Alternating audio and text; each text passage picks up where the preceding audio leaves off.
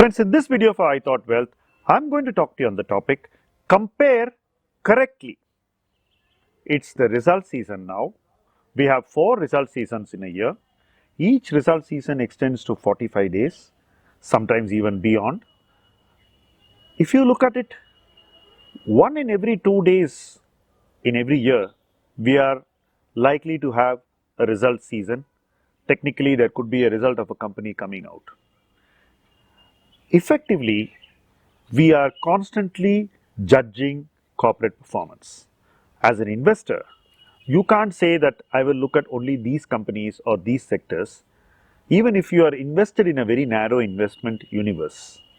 It's part of our pursuit to look beyond where we invest, to study sectors which we don't normally invest in, to understand what is happening.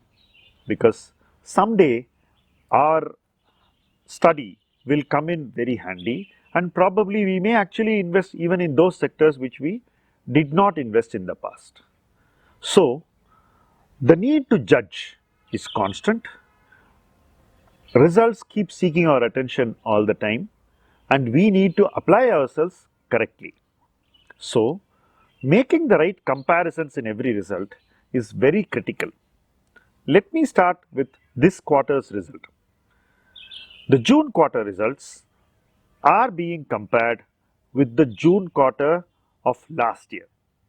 All of you know the June quarter of 2021 was one of the weakest quarters for companies.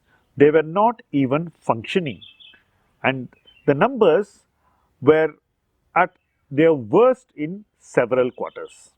So, while comparing this year's June quarter performance, we find that everybody is conveniently comparing last year's June quarter with this year's June quarter. Technically, this is correct. That is what they are expected to do. As per norms and law, that is correct. But as an investor, does it make sense? Should we follow what is being expediently pursued? That is the question for you. As an investor, I believe it's very important that you should compare performance correctly so that the inference you draw from that comparison helps you make an informed investment decision. It helps you understand performance as it must be. So, if you make wrong comparisons, you tend to be misled.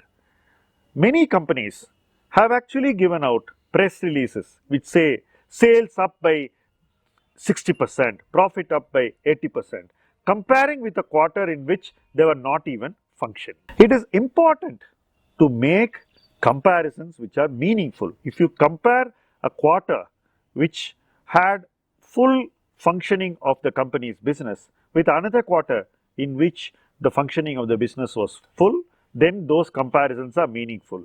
Ideally, if both the quarters are similar quarters, that is a June quarter to a June quarter or a September quarter to a September quarter, then we don't have the problem of seasonality influencing our judgment.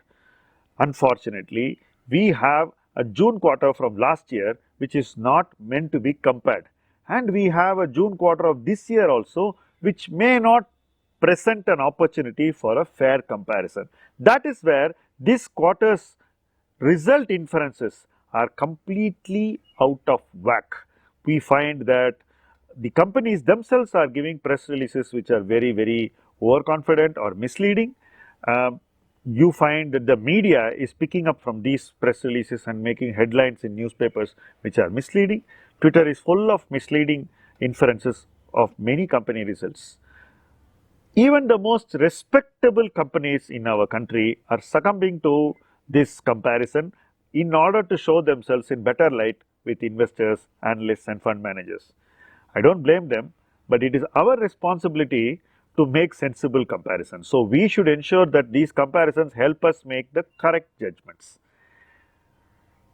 The quarter gone is probably not going to give us good comparisons because we don't have a good benchmark of last year. You have to go 1 year before, or you need to move and compare quarter over quarter, which is comparing the June quarter with the March quarter. There again, there could be cyclicality in several businesses which you need to capture, which you need to factor in and adjust for. There could be the typical January, February, March effect in many companies which tend to have their best quarter in March, so the June quarter does not lend to a fair comparison. So, while comparing and forming our judgments, there are a lot of factoring that we need to do for these changes and the lack of a good benchmark.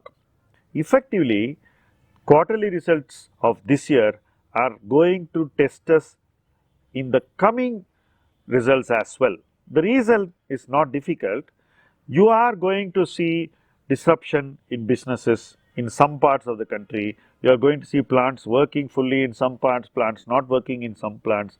If companies are in the wrong geography, then they would not be offering us a fair metric for comparison. Effectively, we may need to put away comparisons for a while in some businesses. Some businesses may easily lend themselves to fair comparison because they may not have disruption in their business, they may not have an inflationary impact in their activity, and they may actually be able to provide full quarters which are comparable.